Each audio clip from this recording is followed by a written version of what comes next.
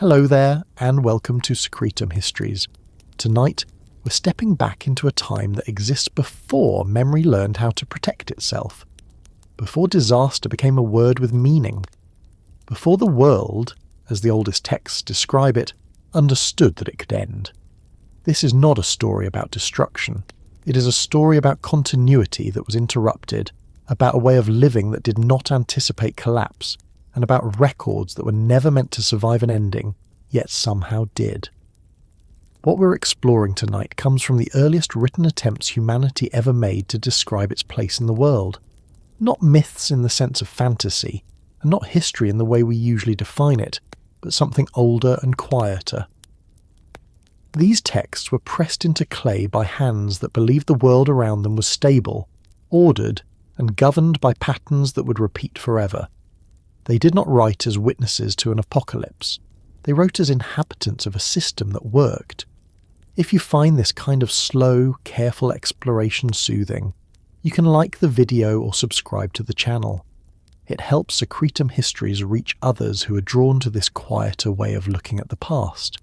For now, settle in, let the pace slow, and allow the world described in these texts to take shape gradually, without urgency. When modern readers think about ancient flood stories, the focus almost always falls on the catastrophe itself. Rising waters, broken cities, survivors clinging to what remains. But when you look closely at the Sumerian material, something unusual emerges. The flood is not the centre of their attention, it is a boundary, a dividing line between two conditions of existence. What matters most in the earliest layers of these texts is not what happened during the flood, but what existed before it, and how different that world was from the one that followed. The Sumerian scribes did not describe the pre-flood world as chaotic or primitive. They did not present it as a failed experiment or a flawed beginning. Instead, they described it as structured, functional, and deeply ordered. Cities existed, kings ruled, labour was organised, ritual was established. The gods had roles, humanity had a place. The world operated according to expectations that were understood well enough that no one felt the need to explain them in detail. This is important, because it tells us something about perspective. These texts were not written as warnings, they were written as recollections shaped by loss. The people recording them lived after the flood, in a world that had been reset. Their writing carries the weight of comparison, even when it never states that comparison directly. When they describe impossibly long reigns, or kingship descending from heaven, or cities that existed before recorded time, they are not necessarily exaggerating, they are signalling distance. They are marking separation between their present and a past that no longer operates under the same rules. In the Sumerian worldview, the flood did not destroy a broken world. It ended a complete one. That distinction changes how every detail before it should be read. The pre-flood world was not waiting for judgment. It was not spiralling toward collapse. According to the texts, it functioned until a decision was made elsewhere. What makes this especially striking is how little emphasis the texts place on human wrongdoing prior to the flood. There is no extended moral failure described, no list of crimes, no gradual corruption that demands cleansing. Instead, the language points toward imbalance at a much higher level. The issue was not that humanity was evil, it was that humanity was present, active, numerous, loud. The world before the flood appears to have worked too well. This creates a very different picture from later traditions that frame the flood as punishment. In the Sumerian material, the flood reads more like a correction, applied to a system that had grown beyond its original parameters. Humans multiplied, cities expanded, activity increased. The noise of civilization itself became disruptive to the divine order. The problem was scale, not sin. That tells us something unsettling about how the Sumerians understood existence. Stability was not guaranteed by morality. It was governed by thresholds. When those thresholds were crossed, even unintentionally intervention followed. Before that intervention, however, the world was described as remarkably coherent. Kingship existed as a continuous institution. It did not emerge slowly from tribal leadership. It was already present, already recognized, already sanctioned. The earliest kings listed are not portrayed as conquerors or founders. They are caretakers of something that already exists. Their role is to maintain order, not to invent it. Time itself seems to behave differently in this period. Reigns stretch across tens of thousands of years, not because the scribes misunderstood numbers, but because time before the flood was not conceptualized the same way time was afterward. The texts repeatedly imply that the boundary imposed by mortality was not yet fixed. Lifespans were extended. Generations overlapped in ways that no longer occur. The rhythm of existence was slower, broader, less constrained. This does not mean the Sumerians believed people were immortal. It means they believed limits had not yet been enforced. Mortality, in their understanding, became strict after the flood. Before it, life operated under a different allowance. The world was younger, closer to its point of creation, less settled into restriction. Cities in this period are not described as experimental. They are described as complete. Each has a role, each is associated with specific functions. Craft, ritual, governance, agriculture, and law already exist in recognizable forms. This suggests that civilization itself was not seen as a post-flood innovation, but as an inheritance carried through the catastrophe in reduced form. What survives after the flood is not the beginning of civilization, but a continuation with limitations added. The gods in this earlier world are also portrayed differently. They are not distant abstractions. They are not unreachable cosmic forces. They are administrators. They occupy defined roles within a system that requires constant maintenance. Their presence is assumed, not questioned. They do not need to announce themselves. They are already integrated into the structure of daily existence. Humans, likewise, are not depicted as struggling to survive. Labour exists, but it is purposeful. Agriculture functions. Herding is established. Food production supports population growth. The problem is not scarcity, it is abundance. This abundance creates friction, not between humans and nature, but between humans and the larger order that governs the world. The gods do not intervene because humans fail. They intervene because humans succeed too well. That detail reframes the flood entirely. It becomes less a story of punishment and more a story of recalibration. A system reaches a point where its outputs exceed acceptable limits, and those overseeing it respond with a reset. What the texts do not do is explain this process in modern analytical terms. They do not justify it philosophically. They simply record that it happened and then move forward. The emotional weight is subtle. There is no outrage, no rebellion, no attempt to assign blame. The flood is treated as an event that required adaptation, not argument. This is why the survivors matter so much in these narratives. They are not heroes because they defy the gods. They are preserved because they comply with order. They follow instructions. They maintain continuity.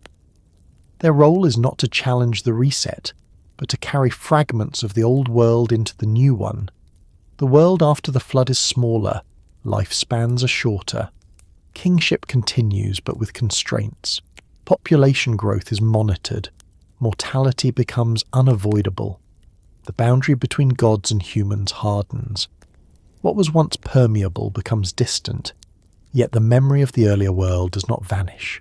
It lingers in lists, in numbers that no longer make sense, in references to cities that feel older than time, in stories that describe a stability no longer achievable. The scribes preserve these details without explanation, perhaps because explanation was unnecessary. Everyone knew the world had changed. As we move deeper into this exploration, we are not looking for evidence of lost technology or vanished super-civilizations. We are looking at how ancient people understood rupture, how they remembered a time when existence felt less constrained, how they recorded that difference without drama, without spectacle, and without the assumption that the future would ever return to that earlier state. The Sumerian texts do not promise restoration. They do not suggest the flood was temporary in its effects. They describe it as a line that cannot be crossed again. What came before remains unreachable, except through memory. And memory, once written into clay, becomes something solid enough to survive even when worlds do not. From here, the narrative continues backward, further into that earlier condition, examining what daily life implied before endings were expected, before collapse shaped behaviour, before history learned how to brace itself for disaster. There was a time when the flood did not yet exist as an idea, not as a warning, not as a memory, not even as a possibility that shaped behaviour. In the oldest layers of Sumerian writing, the great inundation appears suddenly, without preparation, without build-up, without the long moral lead-ins that later traditions would add. That absence matters. It suggests that before the flood became a defining event, the world described in these texts did not imagine its own erasure. The earlier Sumerian compositions were not written by people anticipating catastrophe. They were written by people embedded in continuity. Their concern was not how things would end, but how things worked. The clay tablets that survive from this period are administrative, ritual, genealogical. They list offerings, lineages, reigns, boundaries, responsibilities. They assume tomorrow will arrive in a form similar to today. Even when they speak about divine displeasure or imbalance, the resolution they imply is correction, not annihilation. This is why the flood initially lacks a name. It is not framed as a singular anticipated event. It is not labelled, categorised, or ritualised in advance. It enters the record only after it has already happened, when language is forced to stretch backward to describe something that didn't previously require description. The flood becomes named only when it becomes past. Before that, the world operated without an internal concept of total collapse. Disasters occurred, certainly. Flooding was a familiar reality in Mesopotamia. Rivers overflowed, crops failed, cities suffered damage. But these were understood as disruptions within a stable system, not as endings. They were events that demanded response, not reinterpretation of existence itself. The Sumerian landscape shaped this mindset. Life between the Tigris and Euphrates was built on predictability within risk. Seasonal flooding brought fertility. Irrigation channels moderated excess water. Dikes, levees and canals represented human engagement with nature, not submission to it. The people who lived there knew water could destroy, but they also knew it could be managed. This experience reinforced the belief that the world was negotiable. That belief extended beyond agriculture into theology. The gods themselves were not portrayed as absolute arbiters of destruction. They were managers, overseers, regulators. They argued, they disagreed, they adjusted. The cosmos was not a machine that ran automatically, but neither was it a fragile structure that shattered at the first sign of imbalance. It required maintenance, and maintenance implied continuity. In this context, the absence of a named flood in early material is not an oversight. It is a reflection of worldview. A society that does not expect total erasure does not create language for it. Words emerge to describe what is encountered repeatedly, what requires explanation, what shapes behaviour. Before the flood, nothing had yet demanded that kind of linguistic accommodation. Time itself reinforces this. The reigns of pre-flood kings stretch far beyond any practical historical framework. These numbers are often treated as symbolic, exaggerated or mythological, but their function is consistent. They place the pre-flood world outside ordinary duration. This is not simply about longevity, it is about rhythm. When time is expansive, endings lose urgency. Mortality becomes flexible. Generational turnover slows. The pressure to preserve diminishes. In such a world, memory functions differently. When lifespans are extended and continuity is assumed, the need to record everything diminishes. Writing exists, but its purpose is administrative rather than preservational. It tracks resources, obligations, rituals. It does not yet function as a defense against forgetting, because forgetting is not yet perceived as a threat. The flood changes that relationship permanently, but before it does, the texts reveal a quiet confidence in permanence. Cities are founded without mention of their vulnerability. Temples are built without concern for their eventual ruin. Kings rule without reference to the fragility of their authority. Even the gods behave as though the structures they oversee will endure indefinitely. This confidence is visible in the way the world before the flood is described as already complete. There is no sense of developmental infancy. Humanity is not portrayed as learning to be human. Society is not depicted as emerging from chaos. Instead, order exists early and thoroughly. Professions are established. Social roles are defined. Religious practice is standardized. The flood, when it finally appears, disrupts this assumption so completely that it retroactively reshapes everything that came before it. After the event, scribes look backward and recognize that the earlier world had been operating under conditions no longer available. Only then does it become necessary to distinguish eras. Only then does the flood acquire a name, a place in chronology, a function as a boundary. This is why the earliest flood references are brief and understated. They do not dramatize, they do not linger, they simply mark a transition. Before the flood, kingship descended from heaven. After the flood, kingship continued, but with reduced scope. Before the flood, reigns lasted tens of thousands of years. After the flood, they shortened dramatically. Before the flood, the gods interacted more directly. After the flood, distance increased. The naming of the flood is an act of compression. It condenses an unimaginable transformation into a single term. That term becomes a tool for organizing memory. It allows scribes to say, without explanation, that something belongs to a different condition of existence. Once the flood has a name, it can function as shorthand for loss. But before that name exists, loss itself is not conceptualized. This absence reveals something important about how ancient societies relate to catastrophe. They do not always imagine the worst in advance. They respond to what happens. Meaning is assigned after rupture, not before. The Sumerian texts are valuable precisely because they preserve traces of this pre-catastrophic mindset. They allow us to glimpse a worldview unshaped by total disaster. That perspective is rare. Most ancient material we encounter is already filtered through layers of destruction, migration, collapse, and rebuilding. The Sumerian record, by contrast, retains echoes of a time when such cycles were not yet internalized. This does not mean the pre-flood world was naive. It means it was oriented differently. Stability was assumed not because danger was unknown, but because danger had not yet rewritten the rules. The possibility that everything could end at once had not yet entered cultural logic. When later traditions rework these stories, they add moral frameworks, warnings, divine anger, and lessons. The Sumerian material is quieter. It does not attempt to justify the flood. It does not frame it as deserved. It simply records that it happened, and that afterward the world was no longer the same. That silence is not indifference.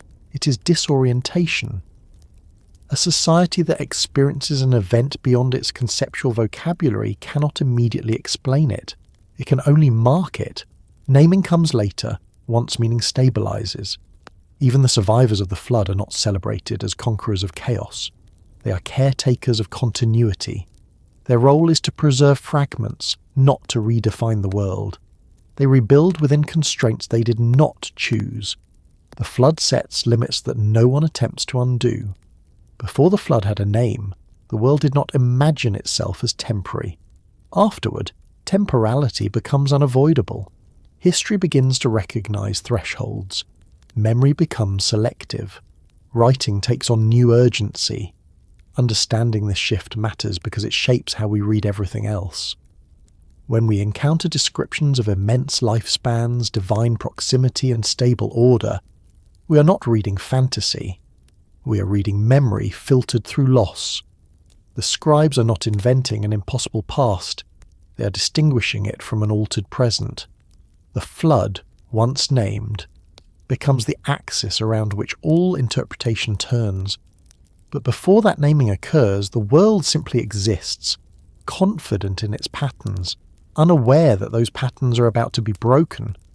As we move further into this earlier condition, the focus narrows. What did daily life look like when endings were not expected? How did authority function when it did not fear erasure? How did humanity understand itself when survival was not framed as a fragile achievement? The absence of a name is the first clue. It tells us we are looking at a world that did not yet know how to prepare for disappearance. The world described in the earlier Sumerian texts carries a quiet assumption that nothing fundamental was about to change, not because its people believed themselves invincible, and not because danger was unknown, but because the structure of existence itself was understood as durable. Endings were not built into the logic of reality. Cycles existed, certainly, but cycles implied return, not termination.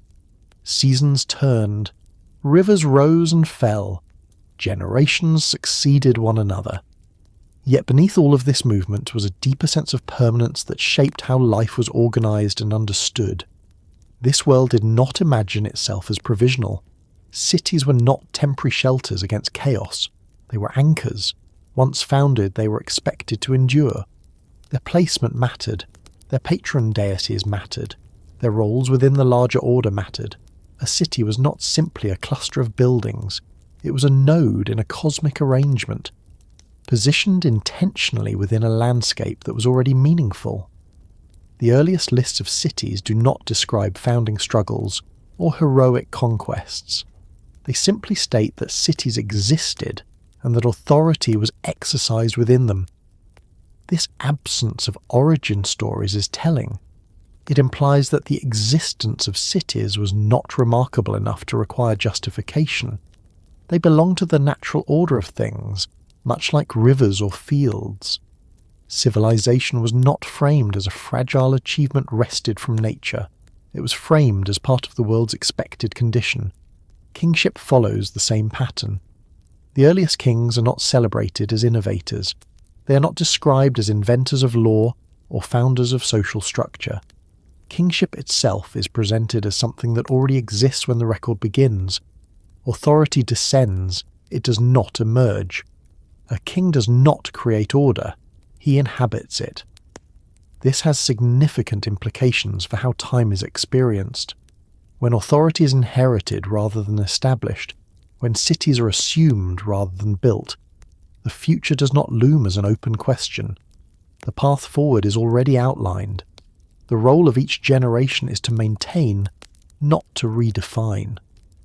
In such a framework, the concept of an ending has no functional role. There is no cultural incentive to imagine total collapse, because nothing in the lived experience of the world suggests that collapse is an inherent possibility. Disruption occurs, but disruption is absorbed. Floodwaters recede, fields are replanted, buildings are repaired, continuity resumes. The gods reinforce this expectation. They are not distant observers waiting to intervene at a climactic moment. They are embedded within the operation of the world. Each god governs a domain that must continue to function. Water must flow, crops must grow, justice must be upheld, ritual must be performed. These are ongoing responsibilities, not temporary assignments.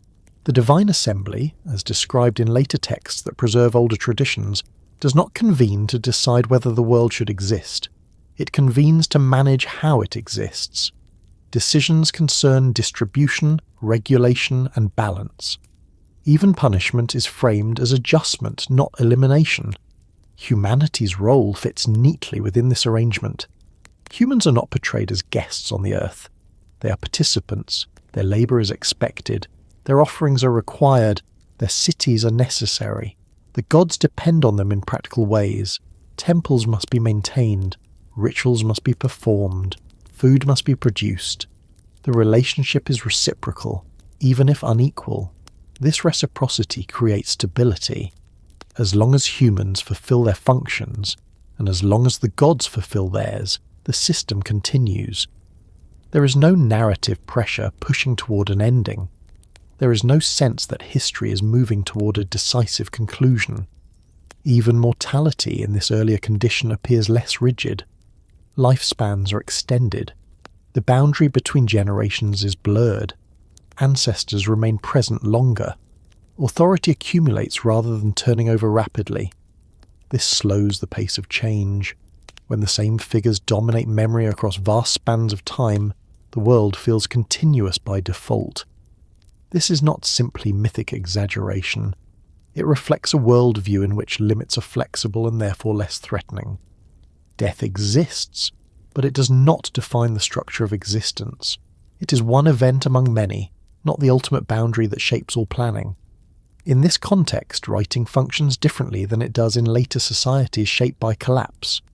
Writing is not primarily a tool for preservation against loss. It is a tool for coordination. It records who owes what, who serves whom, which rituals must be performed, which boundaries must be respected. It assumes a reader who exists within the same stable framework as the writer. There is no urgency to explain foundational principles. The audience already understands them. The tablets are not didactic in the way later religious texts become. They do not argue for belief. They operate within belief. This is why the pre-flood world feels so complete in the texts. There are no gaps filled with speculation. There is no sense of anticipation. The record moves forward calmly, listing reigns, cities, offerings and events, as though the continuation of these patterns were inevitable. When disruption does occur, it is framed as local, a conflict between gods, a dispute over boundaries, a famine. These events require response, but they do not threaten the existence of the world itself. They are problems to be managed, not signs of impending annihilation. The absence of an expected ending also shapes how responsibility is understood. When the world is assumed to continue, actions are evaluated based on their effect on balance, not on their alignment with an ultimate moral reckoning. There is no final judgment looming over behaviour. Consequences are immediate and situational. This produces a culture oriented toward maintenance rather than redemption. The goal is not to be saved from the world, but to keep it functioning. Ethics are practical. Rituals are operational. Theology is administrative. The flood, when it eventually enters the narrative, violates every one of these assumptions. It is not a manageable disruption. It does not correct imbalance locally. It overwhelms the entire system at once. It does not target specific failures. It erases the framework within which failure and correction make sense. That is why it is so difficult for the text to integrate. The flood does not fit the logic of the world that precedes it. It requires a new logic, one that can account for total loss. Before that shift, the idea of an ending lacks coherence. There is no conceptual space for it. The world is not imagined as something that can be turned off. It is something that must be maintained. This is reflected even in how the underworld is described. Death leads to continuation in another form, not cessation. The afterlife is bleak and limited, but it exists. Nothing simply stops. The same applies to divine authority. Gods may be defeated, displaced or diminished, but they are not annihilated. Power shifts, roles change, the system adapts. All of this reinforces the expectation that existence persists, even when altered. The idea that existence itself could be reset does not emerge naturally from this worldview. It must be introduced through experience.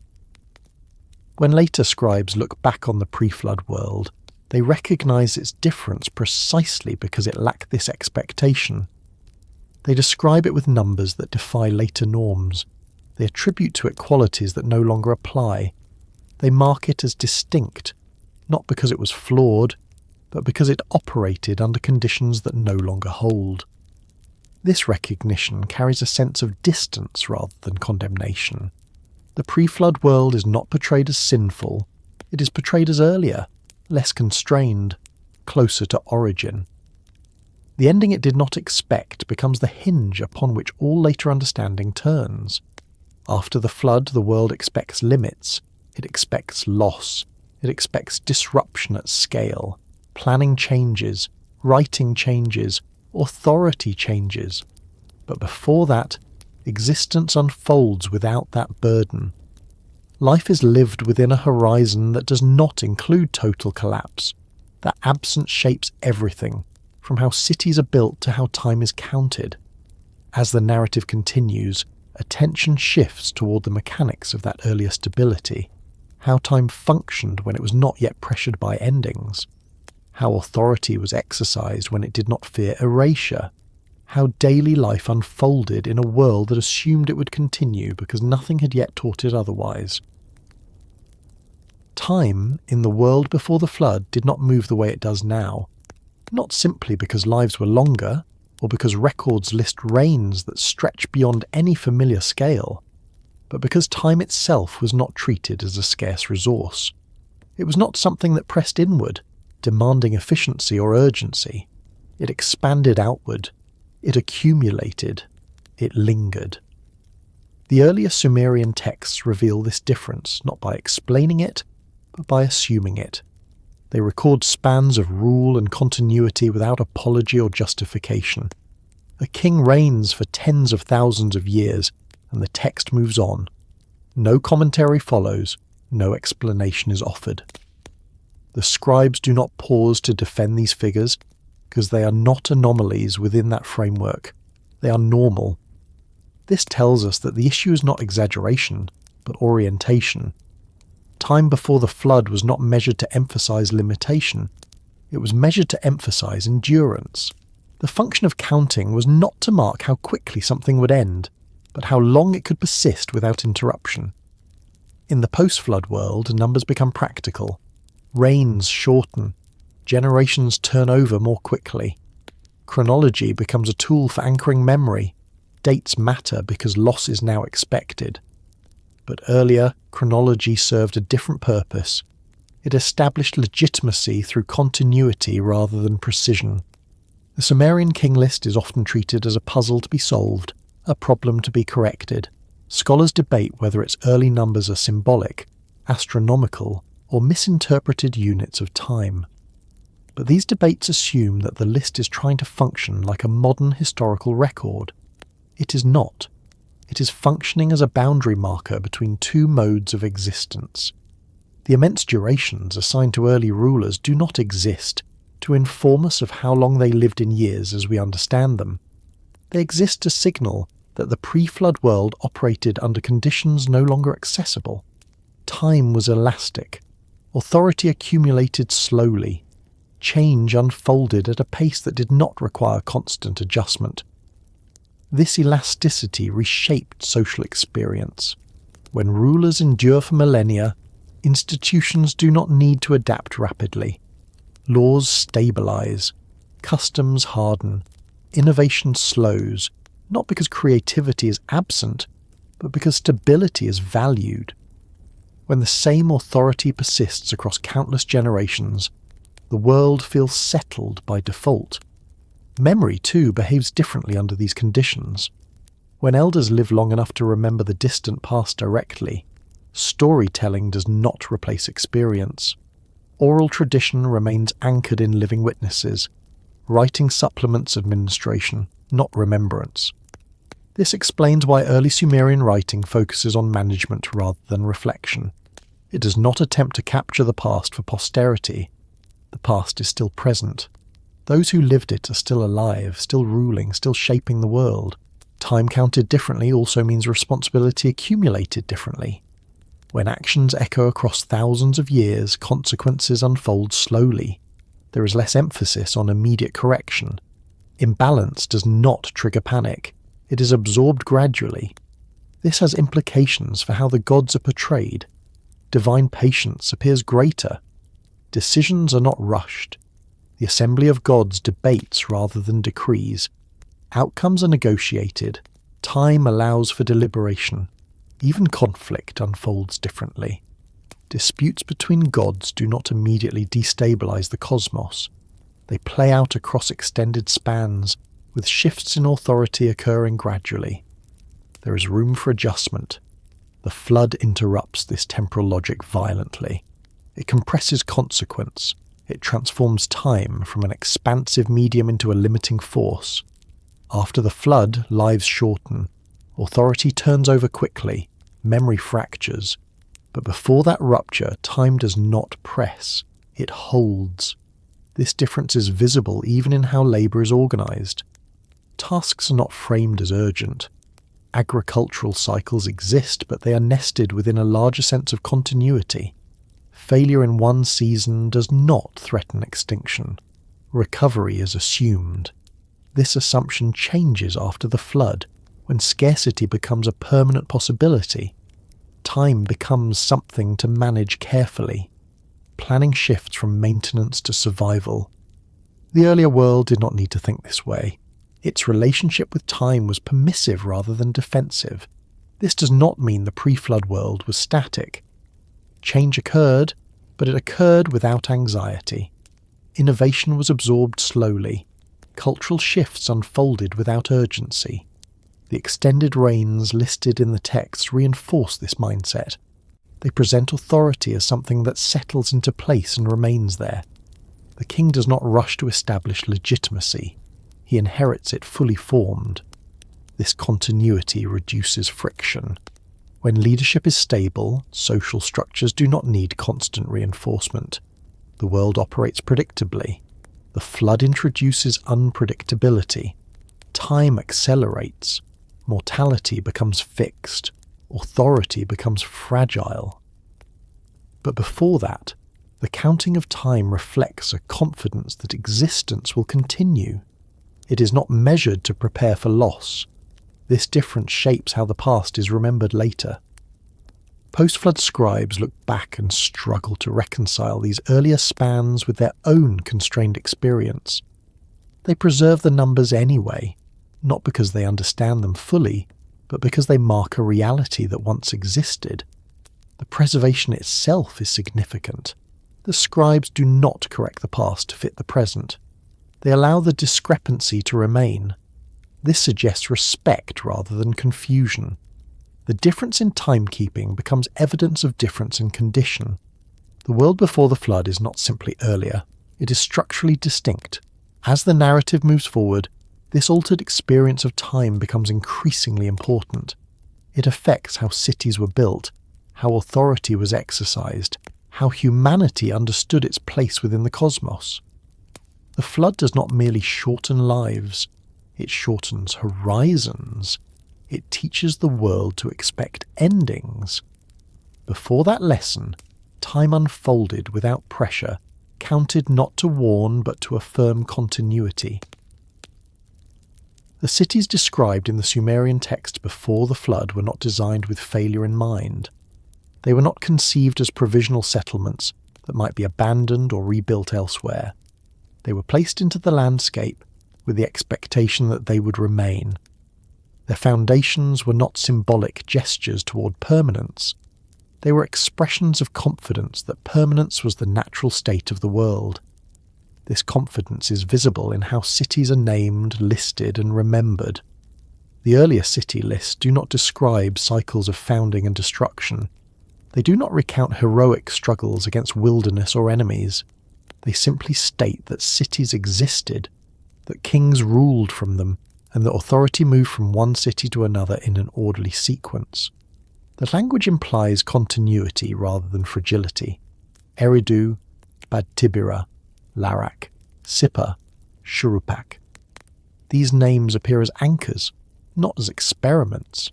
Each city is associated with specific functions and deities, suggesting deliberate placement within a larger system. This was not urban growth driven by population pressure alone. It was a network shaped by expectation of longevity.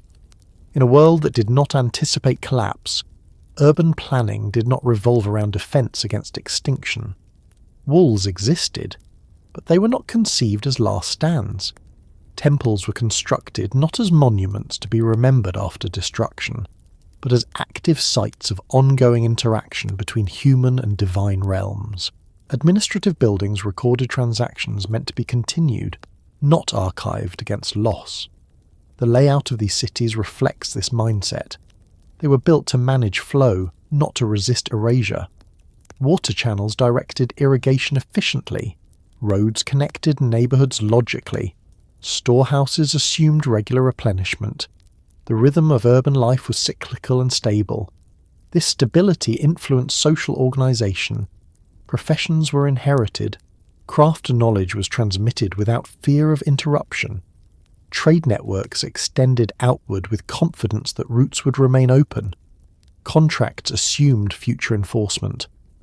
The written record exists not to preserve memory against disappearance, but to regulate behaviour within a functioning system.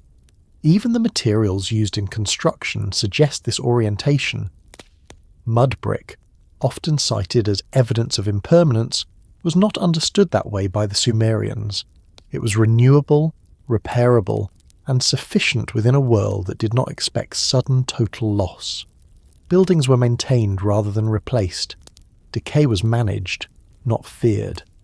The absence of catastrophic anticipation is also visible in how cities related to their environment.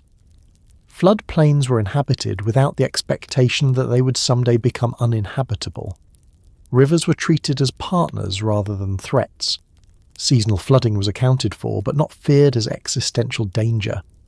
This relationship produced a sense of predictability. When disaster did occur, it was understood as a disruption within an enduring pattern. Recovery was assumed. The idea that an entire network of cities could be erased at once did not inform design or policy. The role of the gods reinforced this confidence. Each city existed under divine patronage. This patronage was not abstract, it was operational. The god was responsible for the city's prosperity, protection, and order. In return, the city maintained ritual, offerings, and loyalty. This reciprocal arrangement implied stability. A god who presides over a city expects that city to continue existing. Divine authority does not invest in temporary structures. The presence of a patron deity embedded the city within cosmic order. This also shaped political authority. Kings did not rule as crisis managers. They ruled as custodians.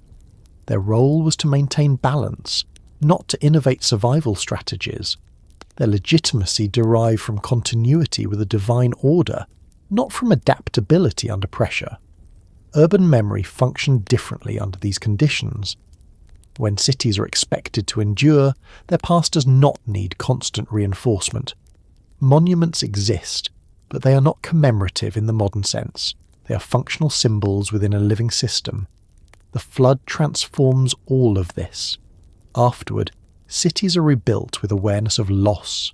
Walls take on new significance. Records become more explicit. Ritual becomes more anxious. The post-flood city carries memory of collapse within its structure. But before that transformation, cities were built without reference to such an ending. Their design assumed continuity. Their organisation reflected confidence.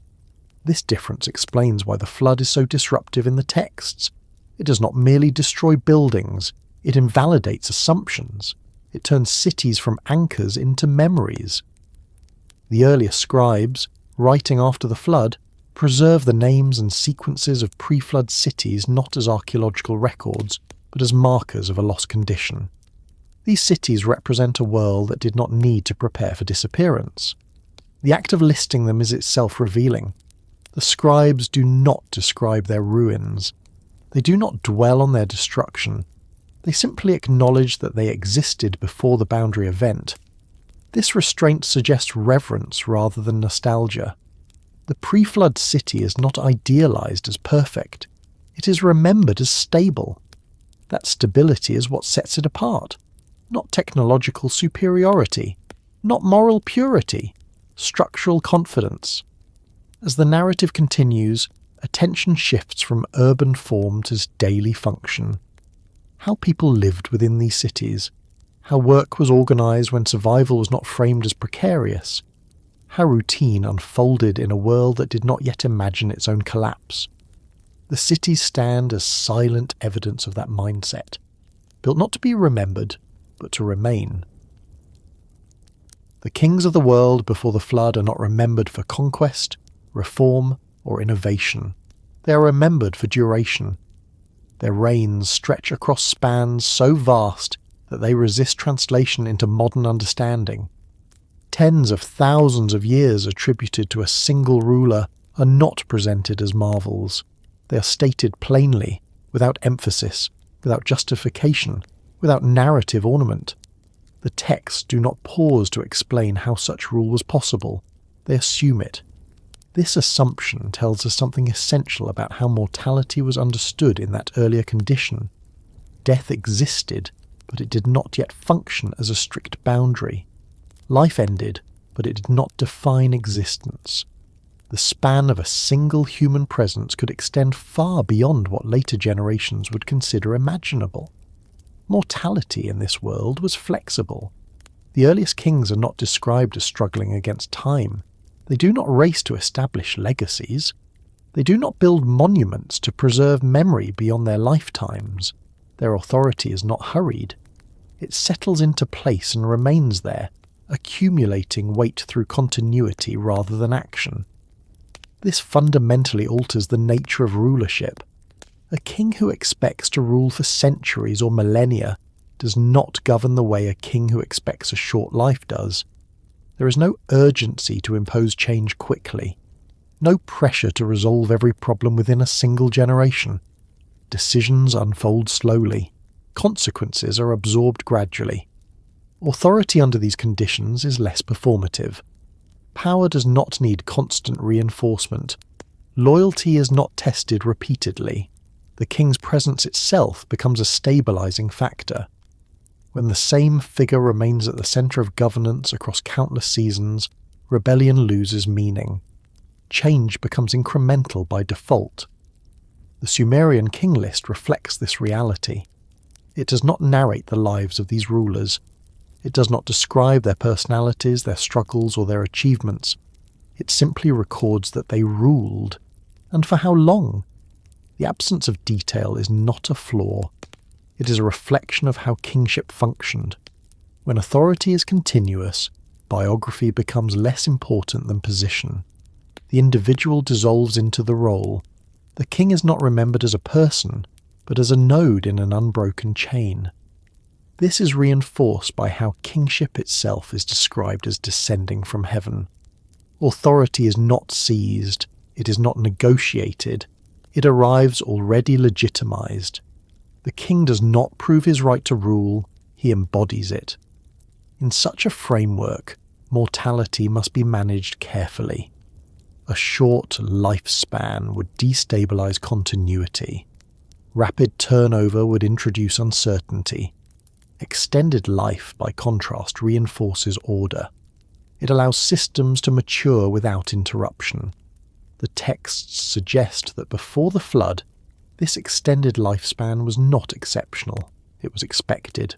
Kings ruled longer because the conditions of existence allowed it. The boundary between human and divine realms was less rigid. Humanity had not yet been fully constrained. This does not mean humans were immortal.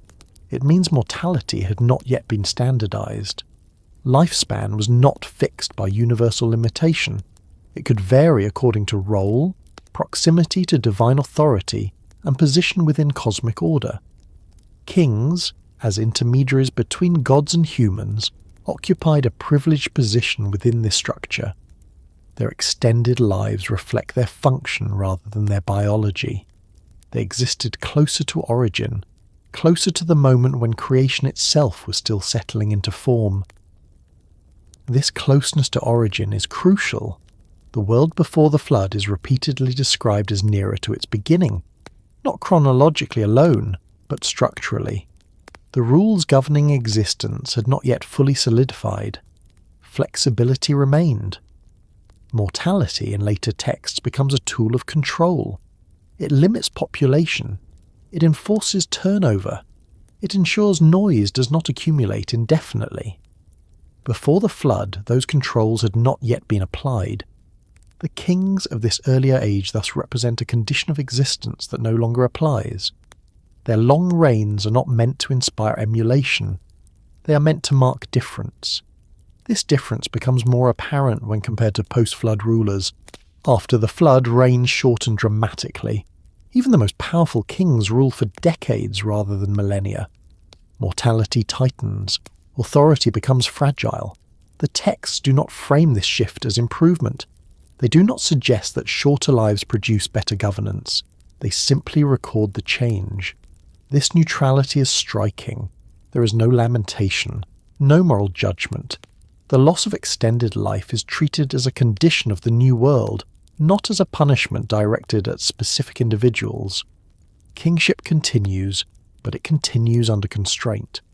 The post-flood king is no longer a stabilizing constant across vast spans of time. He is a temporary steward. His authority must be reinforced through action rather than duration. This shift alters how memory functions. When kings rule briefly, their deeds matter more than their presence. Biography emerges, narrative expands, history becomes more detailed. Before the flood, duration itself was the story. The names of the earliest kings carry this weight: Alulim, Alalga, Enmenluana.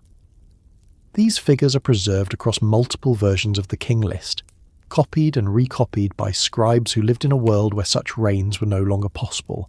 The scribes do not correct the numbers, they preserve them intact. This preservation suggests reverence rather than confusion. The scribes understood that these figures belonged to a different condition of existence. They did not attempt to reconcile that condition with their own experience. They allowed the discrepancy to remain. The function of the list, then, is not to provide a realistic chronology. It is to mark a boundary. Everything before the flood belongs to a world where mortality had not yet become absolute. The flood changes this irrevocably. After it, death becomes fixed. Lifespan becomes predictable. Population must be controlled. Noise must be limited. The kings who rule after the flood do so within this new framework. Their authority is more fragile. Their reigns are shorter. Their decisions carry greater urgency. But before that shift, kingship operates without pressure. Authority is patient. Governance unfolds slowly. This patience shapes social structure. When rulers endure, laws stabilize. Institutions solidify. Cultural change slows. Innovation does not disappear, but it integrates gradually. There is no race to adapt. The world does not demand constant response. This is why the pre-flood world appears so settled in the texts. It is not stagnant. It is stable. The kings who ruled before mortality had limits, are not remembered as heroes or tyrants. They are remembered as fixtures. Their presence defines an era rather than disrupting it. The flood removes this possibility. It introduces fragility. It enforces limits. The memory of those earlier kings becomes a reminder that the world once operated differently. Not better, not worse. Simply under conditions no longer accessible. As the narrative continues, attention moves away from authority itself and toward proximity. How gods and humans interacted when both operated under fewer constraints. How presence shaped daily life when distance had not yet hardened into law. The kings stand at the centre of this earlier order, not as agents of change, but as evidence that time, life, and authority once extended further than they do now. In the world before the flood, the distance between gods and humans was not yet fixed. It had not hardened into separation. It had not become symbolic, ritualized, or abstract. The texts describe a condition in which divine presence was assumed as part of ordinary structure, not as an intrusion into it. The gods did not need to arrive. They were already there. This closeness does not take the form of spectacle. There are no descriptions of blazing descents or overwhelming displays meant to terrify or astonish. Instead, the divine appears as administrative, conversational, and embedded. The gods oversee, instruct, dispute, and intervene, but they do so within a shared framework of existence. Their actions are woven into the operation of the world rather than standing apart from it. This proximity is subtle and that subtlety is important. The gods are not portrayed as distant forces whose will must be deciphered through signs alone. They speak, they argue, they listen, they react. Their presence is not constant in every moment, but it is constant enough that it does not require justification. The Sumerian texts do not describe a world in which humans wonder whether the gods exist. That question has no meaning here. Existence is not a matter of belief, it is a matter of placement. The gods occupy their domains openly, and those domains intersect with human life at multiple points. Temples in this period are not symbolic houses for absent deities, they are operational centres. They function as points of exchange between divine and human realms. Offerings are not sent into uncertainty, they are delivered to beings whose presence is assumed. This assumption changes how ritual operates. Ritual is not a plea directed toward an unreachable authority. It is maintenance. It keeps channels open. It sustains balance. It ensures that the relationship continues as expected. The gods themselves appear constrained by this closeness. They cannot withdraw without consequence. They cannot act invisibly without explanation. Their decisions ripple immediately through the world they inhabit alongside humanity. This is evident in how divine disagreement is portrayed. When gods argue, the argument matters. It has consequences. It is not an abstract debate beyond human awareness. It affects weather, fertility, population, and order. The divine assembly functions as a governing body rather than a distant tribunal. Decisions are made collectively. Authority is distributed. Even the most powerful gods operate within a structure that requires consensus or negotiation. This structure implies proximity. It implies accountability. A god who rules over a domain must remain engaged with it. A god who governs humans must contend with their presence directly. The flood narrative itself reinforces this closeness. The gods do not initiate destruction from afar. They debate it. They are disturbed by human activity. They complain about noise.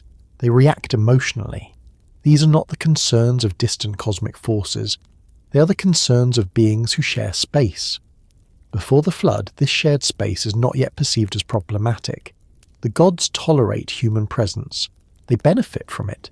Humans perform labour. They maintain temples. They provide offerings. The system works. The problem emerges gradually, not because proximity exists, but because it becomes overwhelming. Human activity expands. Cities grow. Noise increases. The world fills. This suggests that the original arrangement assumed limits that were not enforced. Proximity was sustainable only within a certain scale. When that scale was exceeded, the system strained. But before that strain became apparent, the closeness itself shaped daily life in profound ways. Knowledge flowed more freely. Instructions were given directly. Correction occurred through interaction rather than catastrophe. The creation of humanity itself reflects this intimacy. Humans are fashioned through divine collaboration. Clay is shaped. Essence is transferred. The process is not distant or mechanical. It is participatory. This participation establishes a shared origin. Humans are not external to the divine order. They emerge from it. This shared origin reduces distance. It creates kinship, even if hierarchy remains. The gods recognize this kinship implicitly. They argue about humanity's fate. They disagree about punishment. They debate whether destruction is justified. These debates matter because humans matter, not as equals, but as components of a system that the gods themselves rely upon. The god Enki exemplifies this closeness. He intervenes repeatedly on humanity's behalf. He listens to complaints. He seeks solutions. He circumvents decrees when he believes they threaten balance. His actions are not acts of rebellion. They are acts of maintenance. He preserves continuity because continuity serves the system. This behaviour would not make sense if gods were distant or indifferent. It makes sense only within a framework of shared operation. Even Enlil's frustration with humanity reveals proximity. Humans are not offending him through moral failure. They are disturbing him through presence. Their noise reaches him. Their activity affects his domain. Noise is not a metaphor here. It is literal. Cities are loud. Life is active. The gods hear it. This detail is often dismissed as anthropomorphic, but it reveals something deeper. The gods inhabit the same sensory world. They experience disturbance. They require rest. This is not a transcendent cosmos. It is an inhabited one. Before the flood, this inhabited condition persists without requiring explanation. The texts do not attempt to rationalize why gods live so close. They simply describe that they do. It is only after the flood that distance becomes formalized. The gods withdraw. Interaction becomes mediated through ritual rather than presence. Communication shifts from conversation to interpretation. Memory preserves the earlier closeness, but it cannot replicate it. The scribes record stories of direct interaction as something that once occurred, not something that still does. This shift introduces nostalgia without sentimentality. The texts do not long for the return of proximity. They acknowledge its absence. This absence changes how the gods are understood. They become more symbolic. Their domains become more abstract. Their presence is felt rather than encountered. Before that change, however, divine presence is immediate enough that it shapes social organization. Authority mirrors divine structure. Kings act as intermediaries because intermediacy is meaningful within a shared space. Law reflects divine order directly. Justice is not an abstract principle. It is the enactment of a known structure. Even misfortune is interpreted through proximity. When crops fail or storms strike, the cause is not hidden. It is relational. Something has gone out of balance. This relational understanding reduces anxiety. The world is intelligible. Problems have sources. Solutions exist. The flood disrupts this intelligibility. It introduces an event that exceeds relational explanation. No adjustment can prevent it. No correction can reverse it. Afterward, proximity becomes dangerous. Too much closeness leads to imbalance. Distance becomes necessary. The gods retreat not because they wish to abandon the world, but because the world has grown too active to share space safely. This interpretation aligns with how post-flood measures are described. Mortality is shortened, population is controlled, disease and danger are introduced. These are not acts of cruelty, they are acts of regulation. Distance is imposed structurally rather than emotionally. The gods who once walked closer than memory allows do not disappear entirely. They remain present through signs, through ritual, through law. But the form of presence changes. Before the flood, presence is physical and administrative. After it, presence becomes symbolic and mediated. Memory struggles to hold the earlier condition. The scribes preserve fragments. They record dialogues. They recount debates. But these accounts exist within a world that no longer operates that way. This creates tension within the texts. The gods are described as once close, yet now distant. Humanity remembers a time of interaction it can no longer access. This memory does not function as a promise. It functions as explanation. It accounts for why the world feels constrained, why limits exist, why authority feels heavier. The closeness of gods before the flood explains why the reset was necessary. Shared space could not sustain unlimited growth. Distance became a solution. As the narrative continues, focus shifts toward how this earlier proximity shaped work, routine, and expectation. How daily life unfolded when divine oversight was direct rather than symbolic. How order was maintained through presence rather than law alone. The gods who walked closer than memory allows leave behind not longing, but structure. Their withdrawal defines the boundaries of the world that follows. Work in the world before the flood was not framed as struggle against collapse. It was not a desperate effort to secure survival against overwhelming forces. It was an expected component of order, integrated into a system that already functioned. The texts do not describe labour as punishment or burden imposed after failure. They describe it as structure. This distinction matters because it changes how every task is understood. Work is not something done to prevent disaster. It is something done to maintain balance. Fields are cultivated because cultivation belongs to the order of the world. Canals are dug because water must move where it is needed. Temples are maintained because the relationship between gods and humans requires upkeep. Nothing in this arrangement is temporary. The earliest Sumerian compositions that touch on labour do so without urgency. There is no language of crisis, no suggestion that the system is close to breaking. Tasks exist because tasks must exist, not because catastrophe looms. This sense of function extends across all levels of society. Humans work, gods work. The distinction lies not in whether labour occurs, but in what kind. The gods oversee, humans execute. Both roles are necessary and both are recognised as such. This division of labour is one of the clearest indicators that the world before the flood was not chaotic or unfinished. It had already reached a stage where specialisation made sense, roles were defined, responsibilities were distributed. The system did not rely on constant improvisation. In later traditions, work often becomes moralised. Labour is associated with punishment, fall, or exile. In the Sumerian material, especially in its earlier layers, labour is neutral. It is not exalted, but it is not condemned. It is simply how the world operates. This neutrality allows order to emerge naturally. When work is expected rather than imposed, compliance does not require coercion. The system sustains itself through participation rather than fear. The gods themselves model this behaviour. They do not rule through constant threat. They rule through assignment. Each god receives a domain. Each domain requires attention. Failure to maintain order leads to imbalance, not rebellion. The texts describing the divine organisation of the world present a cosmos that requires management. Water must be regulated.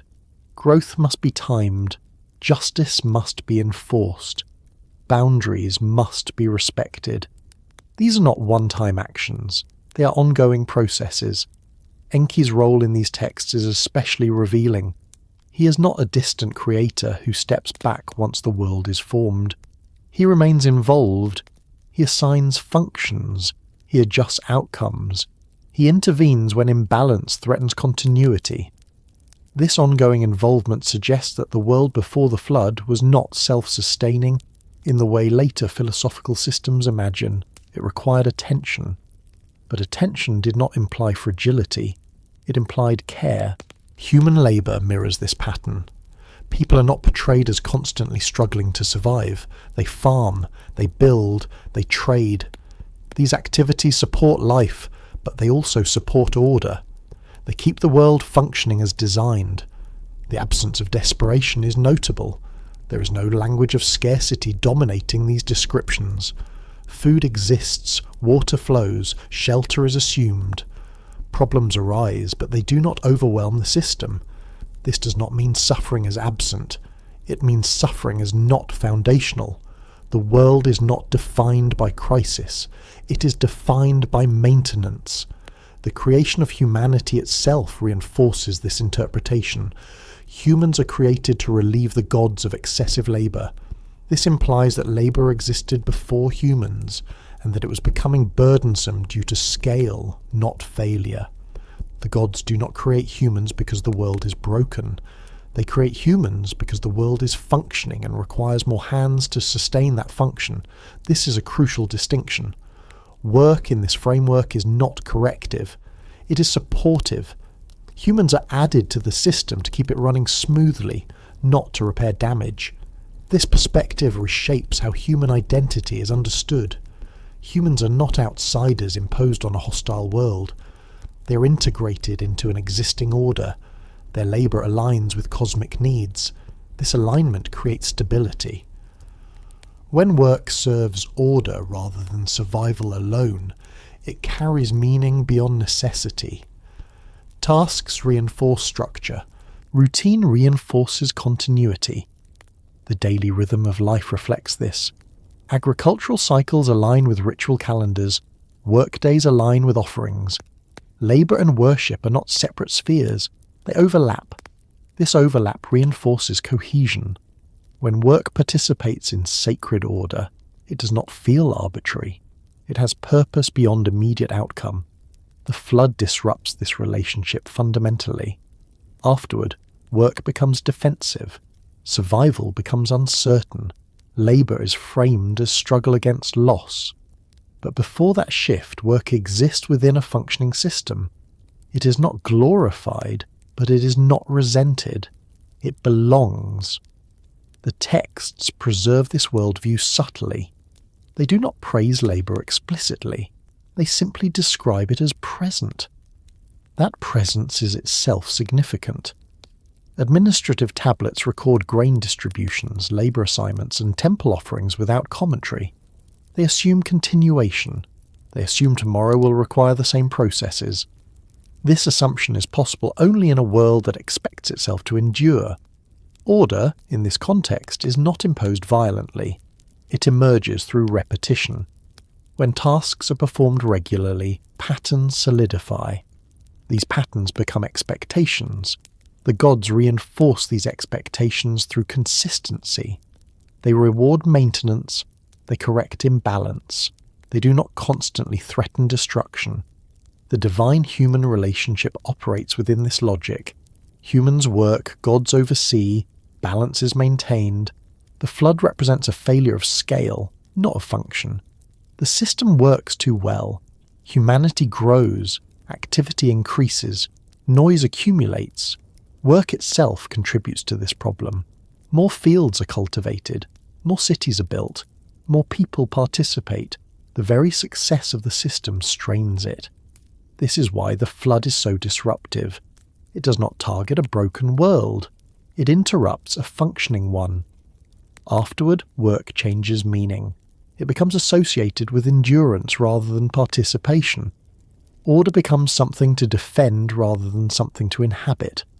Before that transformation, work is simply part of existence. It is not heroic. It is not tragic. It is ordinary. This ordinariness is what makes the pre-flood world difficult to grasp. Modern narratives expect drama. They expect conflict. They expect moral tension. The Sumerian texts offer something quieter, a world that functioned until it no longer could. This functioning world did not require constant justification. Its order was self-evident. The flood forces a re-evaluation. Afterward, order must be explained, defended, ritualized more intensely.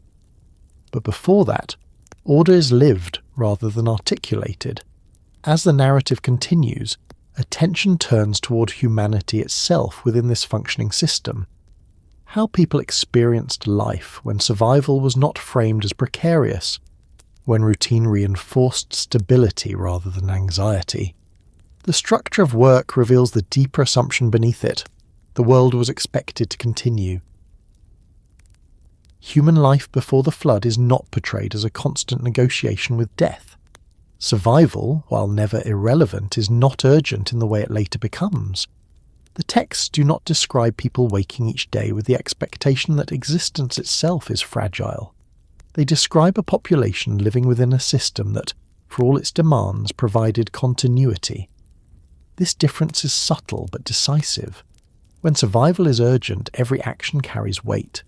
Decisions are compressed, risk is magnified, anxiety shapes behaviour. None of this dominates the pre-flood descriptions. Instead, humanity appears settled into routine, participating in a world that supports life without constant threat. Food production exists, but it is not framed as a race against starvation. Fields are cultivated, herds are tended, storage is organised. These practices assume predictability. A society that fears imminent collapse does not invest in long-term cycles. It consumes, it hoards, it retreats. The Sumerian texts describe none of this for the pre-flood world. Shelter is likewise assumed rather than defended. Houses exist within cities that expect to remain where they are. There is no emphasis on flight, migration, or abandonment. People belong to places, and those places belong to them. This belonging shapes identity. Humanity is not defined primarily by vulnerability. It is defined by role. People are farmers, herders, builders, scribes, priests. Their identity comes from participation rather than endurance. This has implications for how fear operates. Fear exists, but it is localized. It responds to specific threats, not to existence itself. A storm may destroy crops. A dispute may disrupt trade. A divine decree may alter circumstances. But the world as a whole is not perceived as hostile. The gods reinforce this condition. They are not distant arbiters who abandon humanity to chance. They are involved enough that human activity feels observed and guided. When things go wrong, causes can be identified. Imbalance can be addressed. This clarity reduces existential anxiety. People do not wonder whether life has meaning. Meaning is embedded in structure. Work matters because it sustains order. Ritual matters because it maintains relationship. Authority matters because it stabilizes continuity. Mortality, in this context, is not the organizing principle of life. Death occurs, but it does not dominate planning. When lives extend across centuries or more, the pressure to accomplish everything quickly disappears. Time allows for patience. This patience affects social relationships. Family structures are extended. Generations overlap.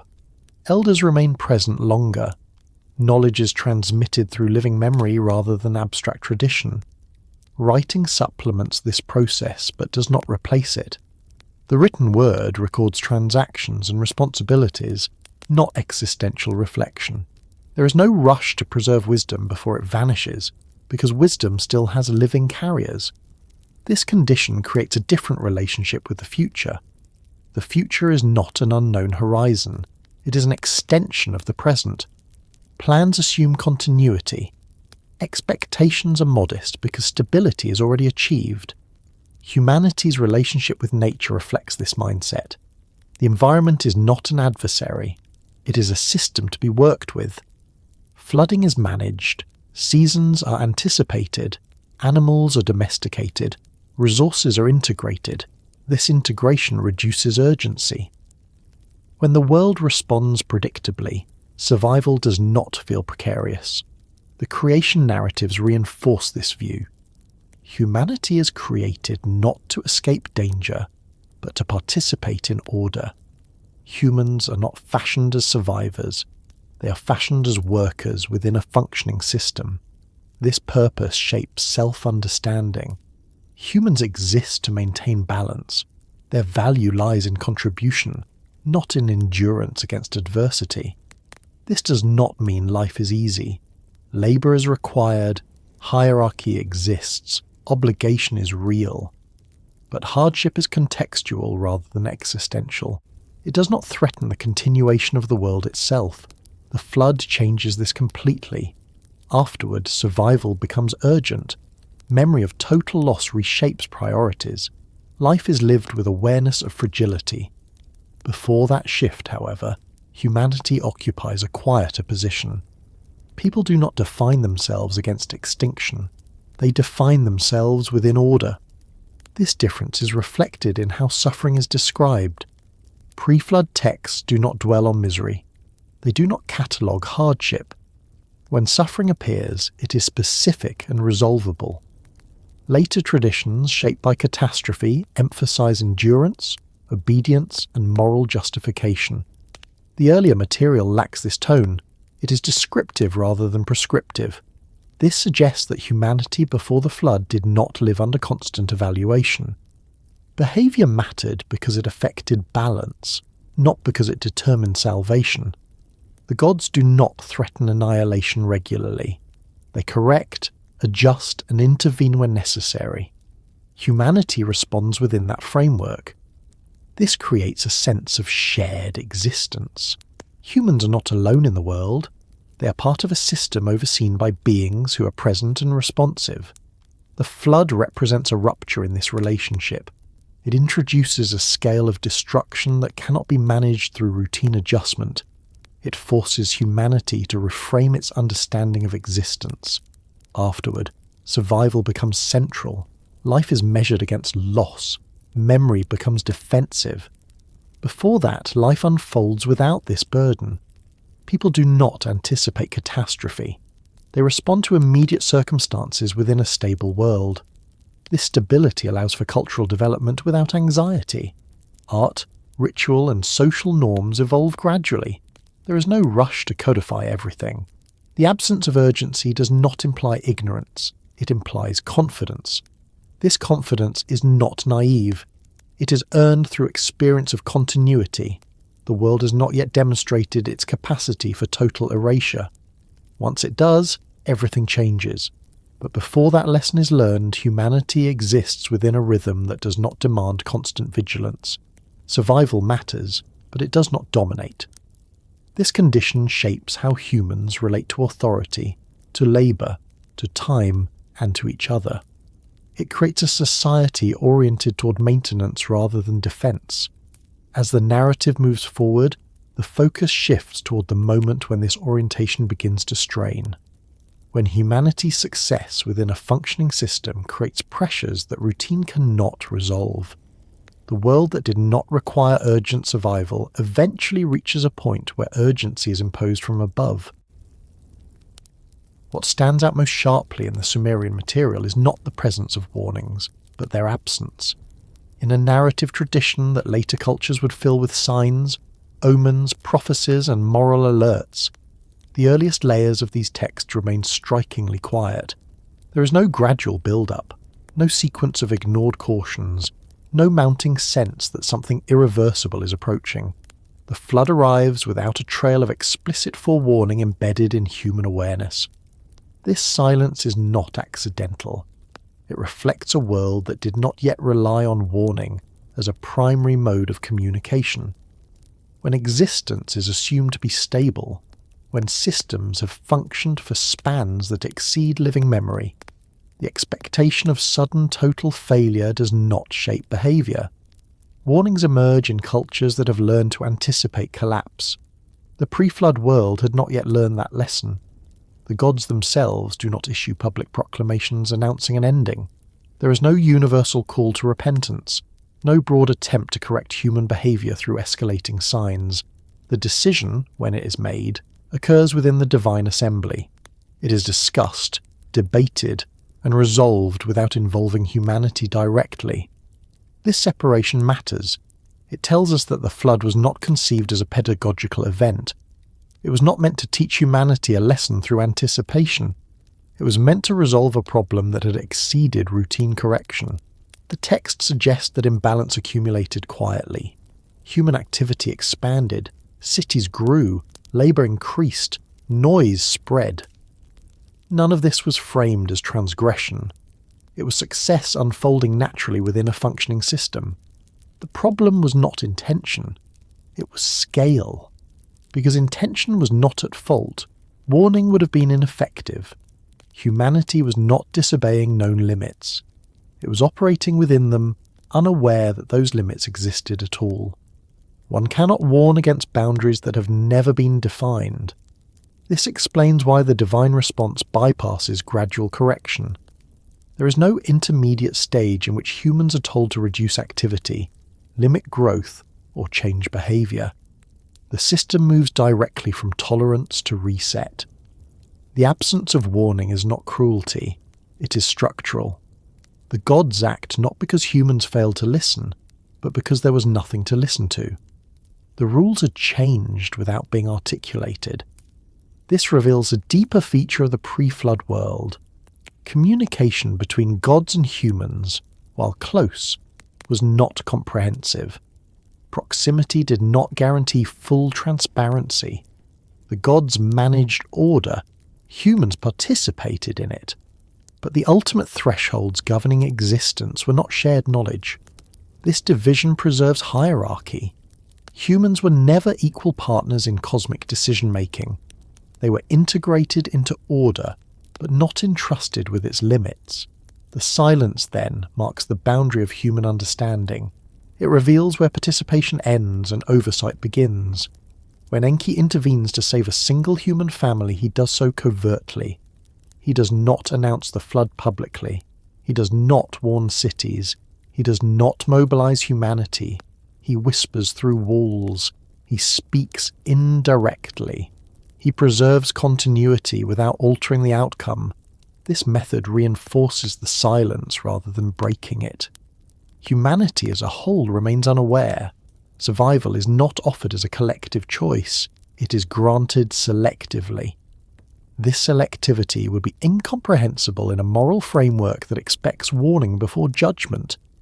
But the Sumerian framework is not built on that expectation. It is built on balance and maintenance, not on moral instruction. The silence also protects the gods themselves. A public warning would have acknowledged that the world was approaching a limit. It would have admitted fragility.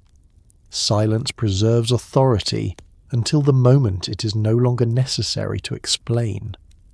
After the flood, this silence becomes unsettling. Survivors live in a world where catastrophe occurred without warning. That knowledge reshapes how meaning is assigned. Later cultures respond by filling the silence retroactively. They add prophecies. They introduce moral causation. They create narratives where disaster is always preceded by signs. This makes catastrophe intelligible. The Sumerian texts resist this impulse. They preserve the silence as it was experienced.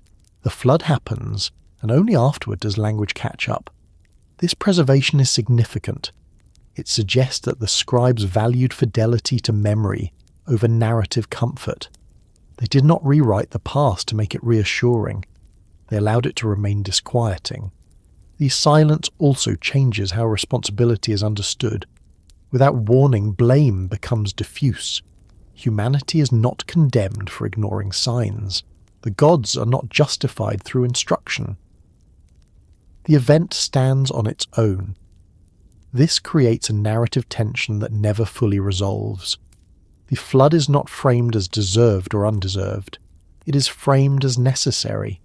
That necessity does not require explanation. It requires acceptance. This acceptance shapes post-flood behavior.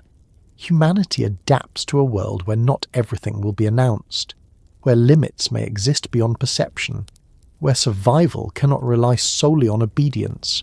Ritual intensifies, law codifies, population is controlled, mortality is fixed.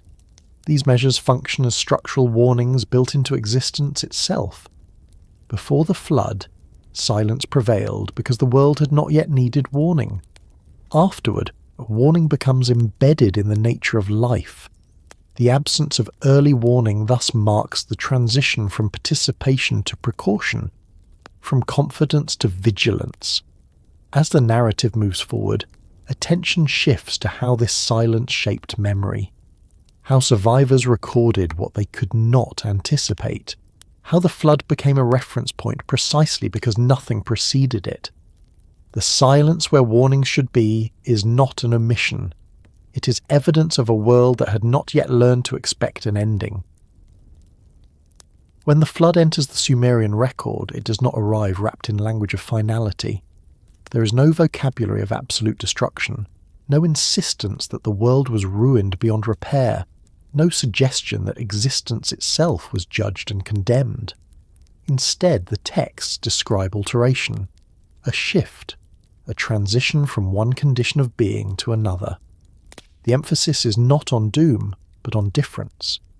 This choice of emphasis is deliberate, even if it is not consciously articulated by the scribes. Doom implies an ending with no continuation. Change implies continuity under new constraints.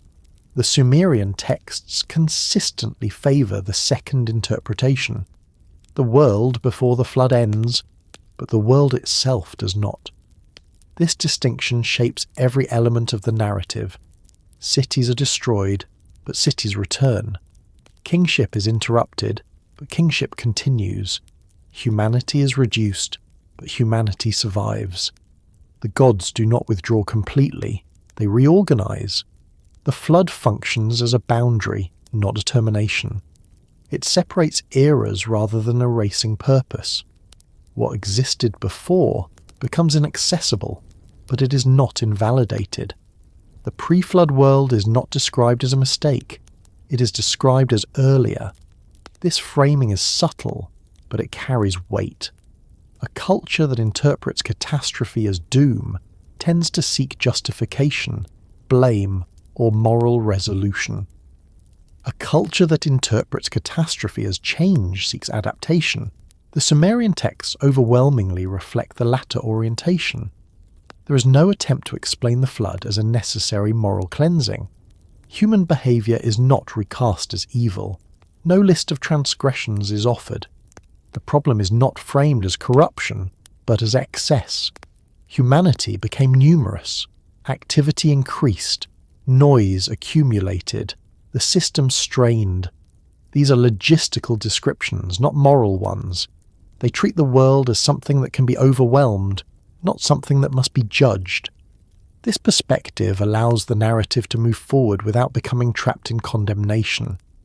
The texts do not linger on suffering. They do not dramatize loss. They acknowledge it, and then they proceed. This does not mean the flood is minimized. Its consequences are profound. Lifespans shorten. Population control mechanisms are introduced. The relationship between gods and humans changes permanently, but these changes are presented as structural adjustments rather than punishments. The gods themselves are not portrayed as triumphant destroyers. They are troubled. They regret aspects of the outcome. They negotiate among themselves afterward. The decision to destroy is not celebrated. It is managed. This management continues after the flood. New rules are implemented. Limits are defined. Mortality becomes fixed. The distance between divine and human realms increases. These measures function as safeguards against recurrence. If the flood were framed as doom, there would be no need for safeguards. Doom ends stories. Change demands structure. The survival of a single human family reinforces this interpretation. Survival is not an accident. It is permitted. Continuity is preserved intentionally. The survivor does not emerge as a rebel or a challenger of divine authority. He emerges as a caretaker of transition. His role is not to rebuild the old world, it is to inhabit the new one. This acceptance is crucial. The survivor does not attempt to reverse what happened. He performs rituals. He gives thanks. He acknowledges the altered order. This behaviour signals understanding. The flood is not something to be undone. It is something to be lived after. The texts reinforce this by focusing on what changes rather than what is lost. They record new lifespans, new social structures, new boundaries. They document adjustment. The absence of lamentation is striking. There is no sustained mourning for the pre-flood world. Its memory is preserved, but it is not clung to. This restraint suggests that the scribes understood the flood as irreversible.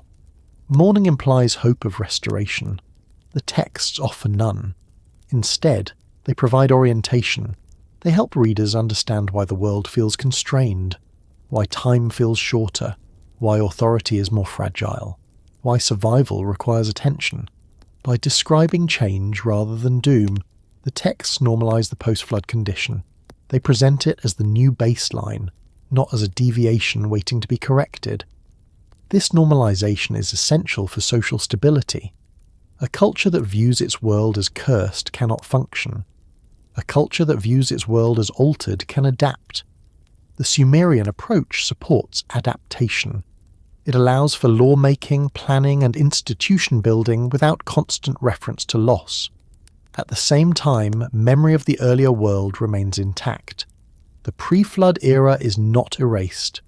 It is preserved as a reference point, not as a goal. This reference point explains why the present feels limited. It contextualizes constraint. It gives meaning to boundaries. Later traditions often reinterpret this material through moral lenses. They transform change into punishment. They introduce doom to explain suffering. The Sumerian texts resist this impulse. Their restraint does not diminish the gravity of the flood, it reframes it. Change is easier to live with than doom. Change allows for continuity of meaning. Doom demands rupture. The Sumerian scribes appear to have chosen continuity deliberately. Their world had already experienced rupture. The writing functions as a stabilizing force. By recording the flood as a transition rather than an annihilation, the texts offer a way forward. They teach adaptation without despair. This approach also preserves divine authority. Gods who destroy the world entirely would undermine their own purpose. Gods who restructure preserve relevance. The divine assembly continues to function after the flood. Decisions are made. Order is maintained. The cosmos remains active.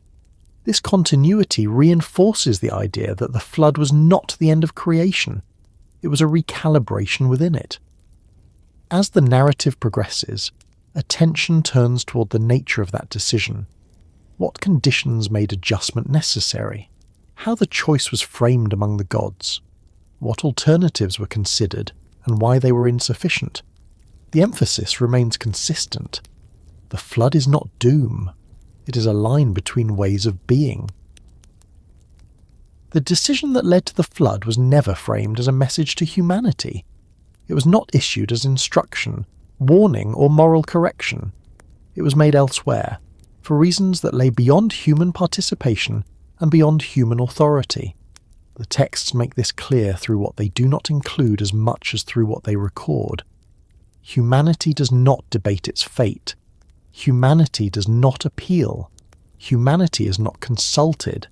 This absence is fundamental.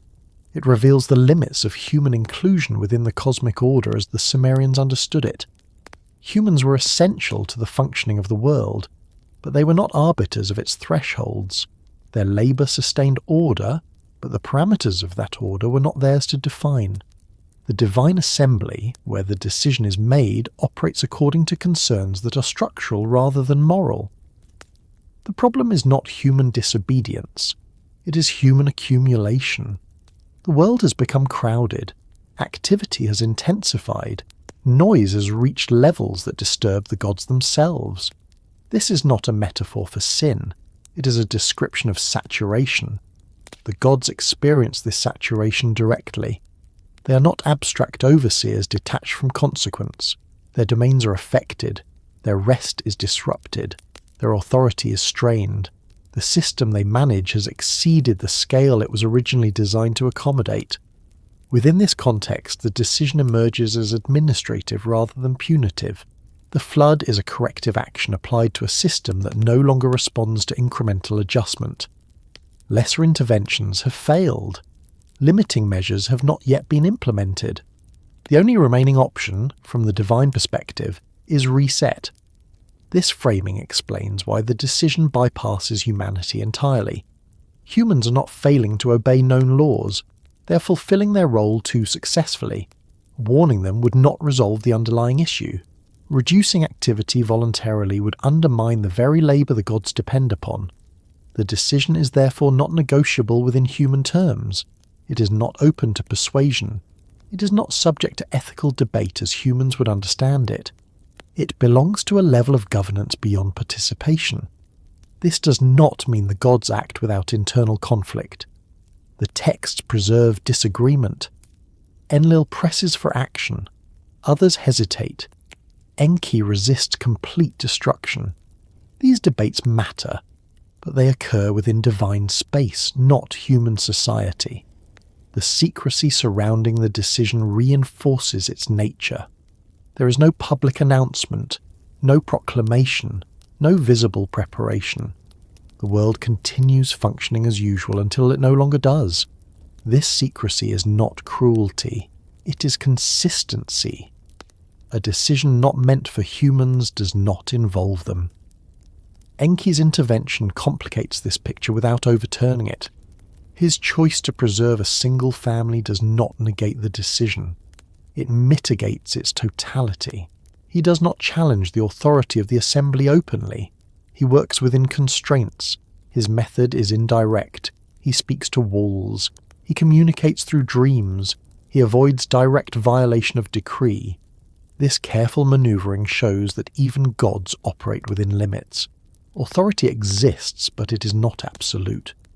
The preservation of a remnant does not transform the flood into a warning event. It ensures continuity, not participation. Humanity as a whole remains unaware until the waters arrive. This separation between decision and experience defines the character of the flood in the Sumerian worldview. Humans do not fail a test, they endure an adjustment. Afterward, the consequences are explained, but not justified. New limits are introduced. Mortality is fixed. Population is controlled. Distance between gods and humans increases. These changes are presented as conditions of the new world, not as lessons taught through suffering. The lack of moral framing is striking. Later traditions would struggle to accept catastrophe without blame. They would assign guilt. They would reinterpret silence as ignored warning.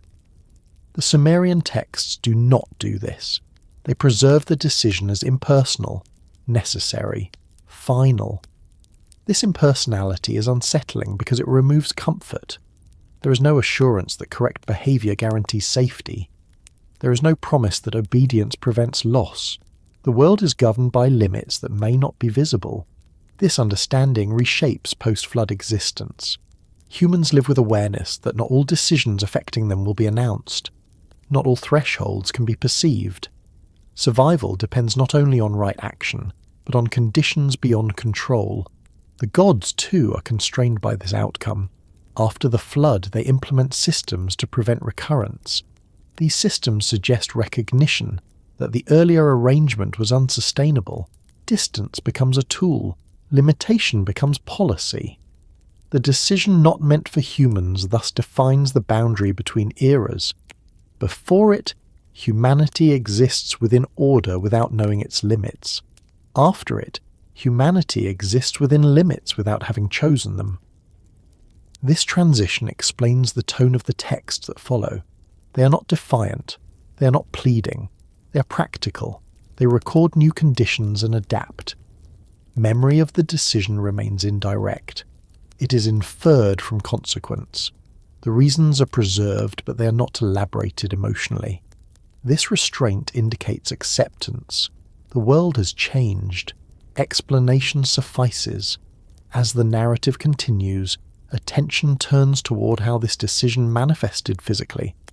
How water, once a sustaining element, reclaimed its original role. How the medium of life became the instrument of reset. The decision itself remains distant, inaccessible to human influence, preserved only through its effects. Before the flood, water was the element that sustained order. It fed fields, filled canals, supported trade, and marked the rhythm of seasons. Its presence was negotiated, measured, and directed. Humans learned how to work with it, and the gods assigned oversight to ensure it moved where it was needed. Water belonged to the functioning world, but the texts remember an earlier role for water, one that predates cities, kingship, labour, and even structured time. Before order, there was water. Before boundaries, there was an undifferentiated expanse. Creation itself begins not with land or sky, but with a vast enclosing deep. When the flood occurs, water does not become something new. It resumes what it once was. This return is critical to how the event is framed. The flood is not described as water behaving unusually. It is described as water behaving without restraint. The channels that once guided it fail. The separations that once held it back dissolve. What had been contained spreads outward, reclaiming space that had only temporarily belonged to structure. The Sumerian worldview understood water as fundamentally prior to form. Land was not permanent ground carved from nothing. It was space held open against pressure. The earth existed because water was kept at bay. When that restraint ended, the old condition reasserted itself. This is why the flood is not framed as an invasion but as a return. Water does not attack the world, it replaces it. The texts reinforce this through their language. Cities are covered, fields disappear, boundaries vanish. The distinctions that define the pre-flood world collapse back into sameness. Everything becomes water again. Not because water is destructive, but because it is foundational. This return strips meaning from structure. Roads, walls, and buildings have no function without dry land. Writing dissolves. Administration ceases. The mechanisms of order fall silent. Yet water itself is not portrayed as hostile. It does not rage with intention. It does not seek punishment. It simply spreads. This neutrality matters. It prevents the flood from becoming a moralized force. Water is not executing judgment. It is reclaiming space once borrowed. The gods themselves respond to this return with unease. The texts describe them withdrawing, gathering, reacting to the scale of what has been released. The flood is not a comfortable solution. It is overwhelming even for those who initiated it. This discomfort suggests that the gods recognized what was being undone. They were not merely reducing population, they were suspending the conditions that allowed order to exist at all. The survival of a single vessel becomes significant in this context. It is not a triumph over water, it is an exception within it. A fragment of structure preserved while everything else returns to undifferentiated state. The boat does not conquer the flood, it floats within it. This image reinforces the idea that order cannot resist the return fully. It can only endure it briefly, long enough for conditions to change again. When the waters finally recede, they do not leave behind the old world. They leave behind space for a new one. Land re-emerges, but it is not identical. Boundaries are re-established, but they are narrower. The memory of what water can reclaim remains. After the flood, water is treated with new caution.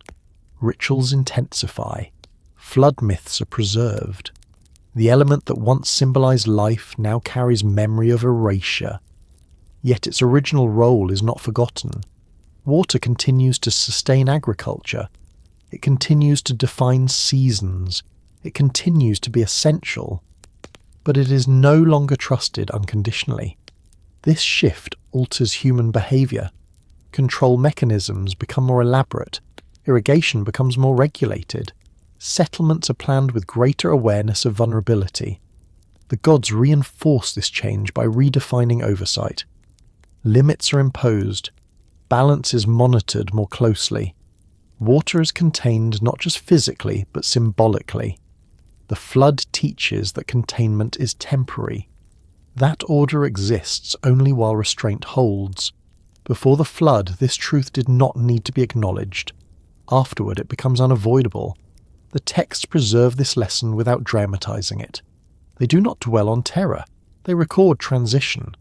Water resumes its foundational role, and then recedes enough for order to return in altered form. This alteration is permanent. The world that emerges after the flood is no longer unaware of what lies beneath it. Water is no longer simply a partner in cultivation. It is a reminder. As the narrative moves forward, attention shifts to those who endured this return and emerged into the changed world. Not as restorers of what was lost, but as carriers of memory constrained by silence. The flood ends not with triumph, but with withdrawal. Water steps back, leaving behind a world that now knows it can be replaced. The survivors of the flood do not emerge as teachers. They do not gather crowds to explain what has happened or why it occurred. They do not establish doctrines meant to prepare others for repetition. Instead, they resume living within a world that has changed, carrying memory without commentary. The text emphasize this restraint again and again. What survives is not explanation, but continuation. This restraint is not accidental. It reflects the nature of what was endured. The flood was not experienced as a lesson delivered to humanity. It was experienced as an overwhelming transition that could not be negotiated or interpreted in advance. Those who lived through it did not gain insight into the decision that caused it. They gained only awareness that the world now operated under different conditions. This awareness is quiet. The survivor does not claim authority over others. He does not present himself as a prophet. He performs rituals. He gives thanks. He accepts placement within the new order. This acceptance defines the role of memory in the post-flood world. Memory does not function as warning.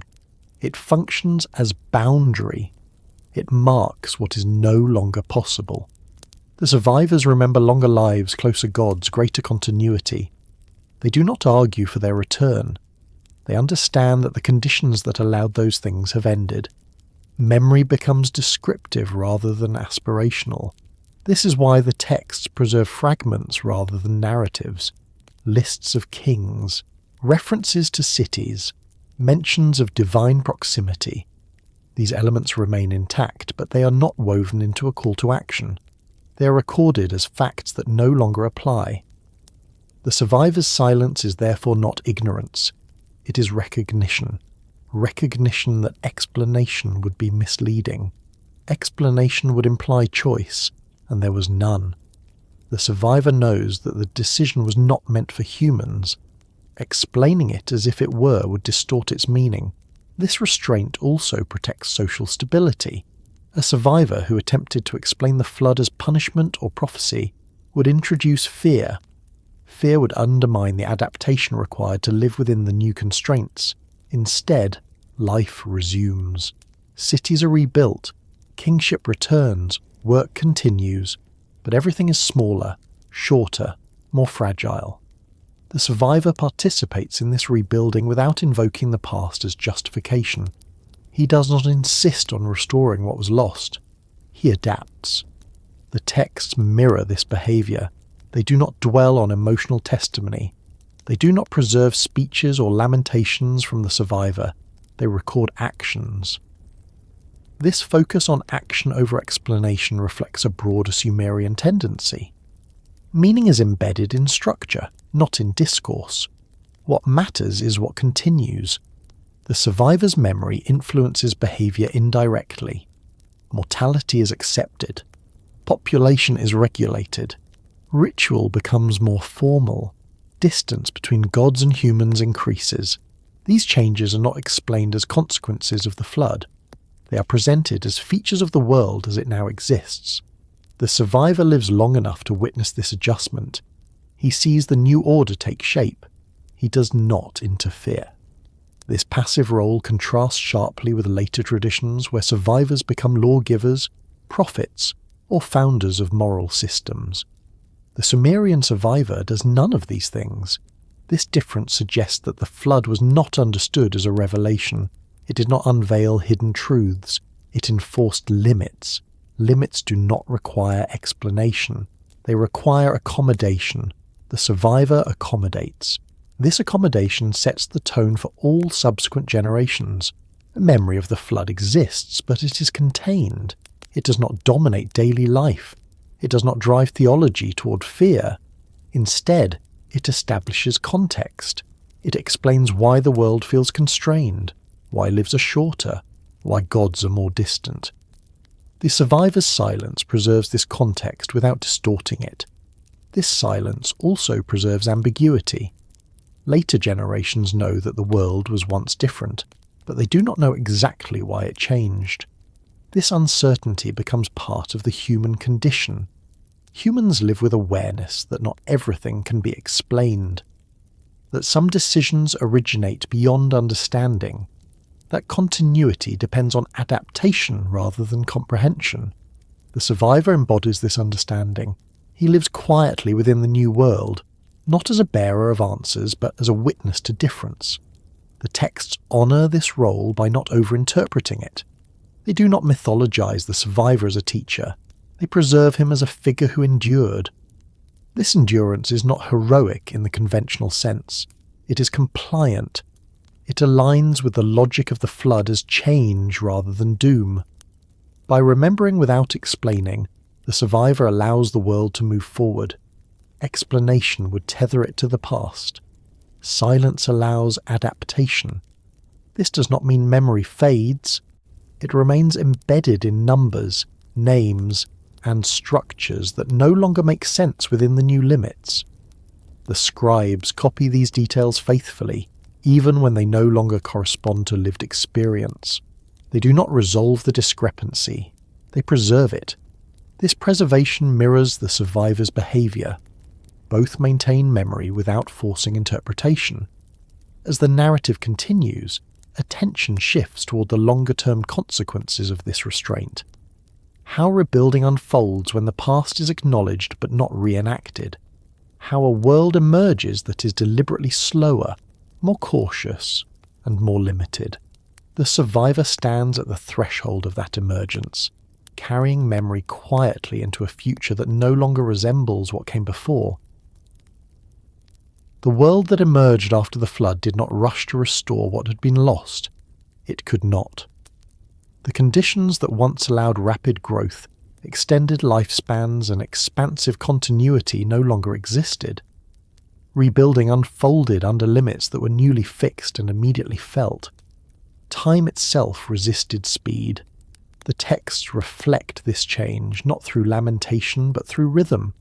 Everything slows, reigns shorten, generations turn over more quickly.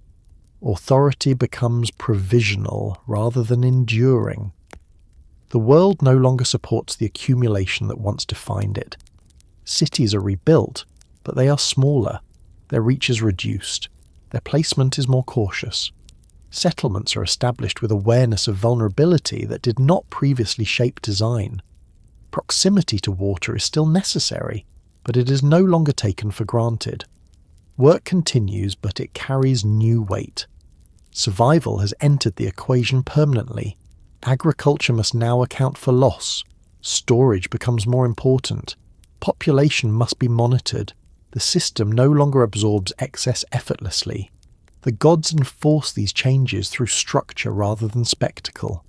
Mortality is shortened. Fertility is regulated. Disease and danger are introduced as mechanisms of balance. These are not punishments. They are controls. This framing is consistent with the earlier logic of adjustment. The flood addressed excess through erasure. The post-flood world addresses excess through limitation. Rebuilding under these conditions requires patience.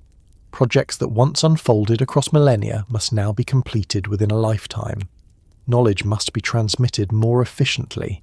Writing becomes more important as memory carriers diminish. This necessity reshapes culture. Records become more detailed. Laws are codified. Ritual is standardized. These developments are not signs of advancement alone. They are responses to constraint. The world cannot rely on continuity of presence. It must rely on continuity of record. Authority adapts accordingly. Kings no longer embody stability through duration. They must enforce it through law. Legitimacy becomes something to be demonstrated rather than assumed. This shift introduces tension. The post-flood world is more fragile. It must actively defend order. The texts do not romanticize this condition. They present it as reality. Life continues, but it requires vigilance. Memory of the earlier world remains as contrast. The scribes preserve long reigns and ancient cities not as goals, but as markers of difference. They remind readers that the world once moved more slowly. This reminder does not inspire rebellion. It inspires caution. Rebuilding slower does not mean rebuilding worse. It means rebuilding within limits. Adaptation replaces expansion as the guiding principle. The gods themselves adjust. They withdraw further. Interaction becomes mediated. Authority becomes more distant. This distance reduces friction. Humanity adapts to this distance. Ritual replaces conversation. Law replaces presence. Interpretation replaces instruction. These substitutions slow life further. Decision-making becomes more deliberate. Change becomes incremental. The world that emerges is more stable in some ways but less expansive. It sacrifices potential for predictability. This trade-off defines post-flood existence. It is accepted rather than debated. The texts reflect this acceptance through their tone. They do not urge return. They document continuation. As rebuilding proceeds, the past remains present only through memory and record. Its conditions are no longer accessible. The slower pace becomes normal. Children grow up within it. They do not experience loss directly. They inherit constraint as baseline. Over time, the memory of the pre-flood world becomes abstract. Long rains sound impossible. Divine proximity feels mythic. The difference hardens into legend. But the structure built in response to loss persists. Law, ritual, and restraint define civilization going forward. This civilization does not seek to recover what was lost. It seeks to endure what remains. The world rebuilt slower is not diminished. It is bounded. Those bounds prevent recurrence. They ensure that excess does not again overwhelm order. This preventive structure replaces the need for catastrophic reset. The flood remains singular. The world learns. As the narrative approaches its final movement, attention turns inward. What it means to live within limits once expansion has been removed from expectation. How humanity carries memory of a broader existence into a narrower one without despair. The slower world does not forget the past. It accommodates it quietly. There is a final shift that the Sumerian texts imply without ever stating directly. After the flood, after the limits were set and the world began to move more slowly, something else changed as well. The way humans understood themselves within time altered in a way that never reversed. Before the flood, identity extended outward. A person belonged to a lineage that stretched far beyond living memory. Authority felt permanent. Order felt inherited. The future did not need to be imagined because it resembled the past. After the flood, identity turned inward. A single life became the primary unit of experience. Memory no longer flowed through living witnesses alone. It had to be carried deliberately. This is why the quiet thought that lingers at the edge of these texts is not fear, but awareness. Awareness that the world humans inhabit is no longer open-ended. Awareness that stability now depends on restraint rather than expansion. Awareness that what once existed cannot be returned to by effort or devotion. The Sumerian scribes did not frame this realization as tragedy. They framed it as condition. The world did not become hostile, it became finite.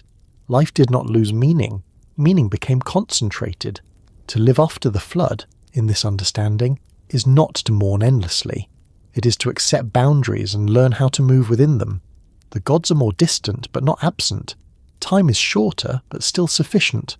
Order requires care, but it remains possible. This perspective explains the remarkable calm of the Sumerian record. There is no obsession with apocalypse, no fixation on final endings. The flood does not dominate imagination. It defines context.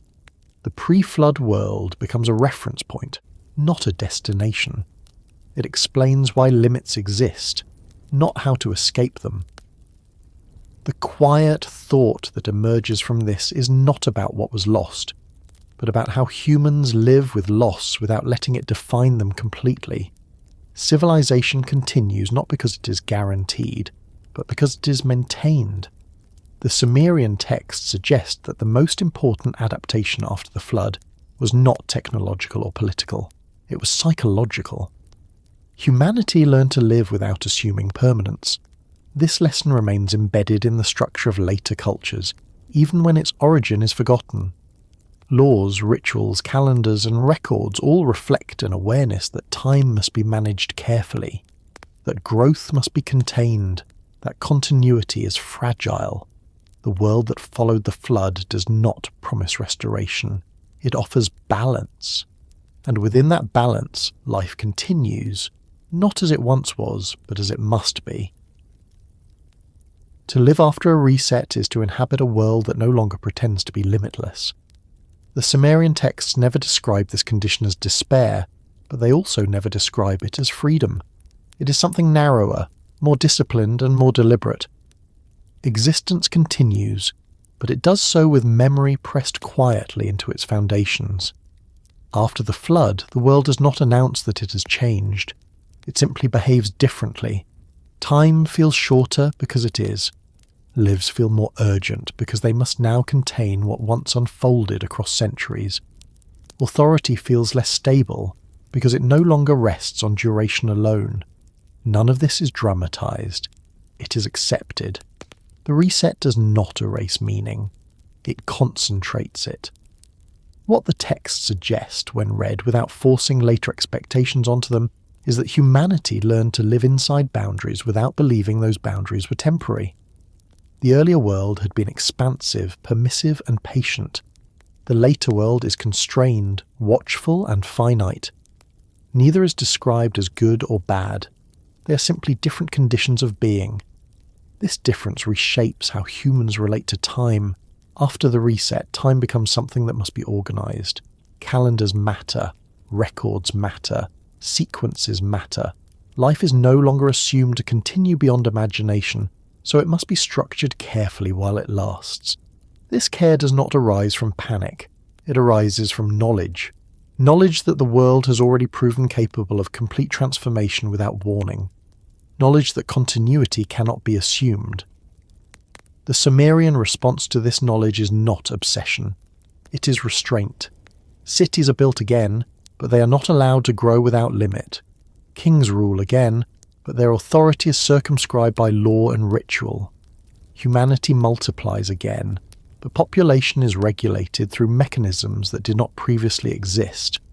The gods remain present, but they do not walk as closely. These changes are not framed as loss of favour. They are framed as necessary conditions for endurance. The reset teaches that proximity, abundance, and expansion are not neutral. They carry consequences.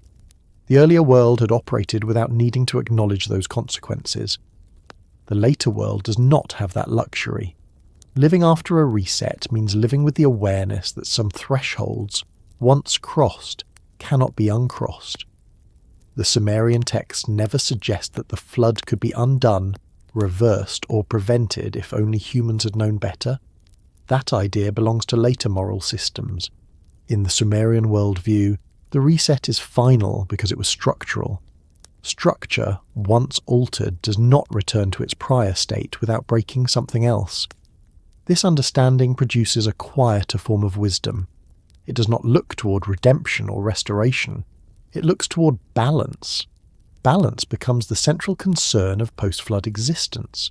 Balance between growth and control, between labour and rest, between human presence and divine distance, between memory and acceptance.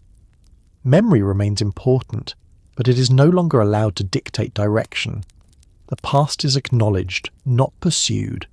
Its role is explanatory, not aspirational. This explains why the Sumerian scribes preserved details that no longer made practical sense. They recorded reigns that could never be repeated. They listed cities that no longer existed. They copied stories of gods who once intervened directly. They did not attempt to harmonize these with their present reality. The discrepancy itself carried meaning.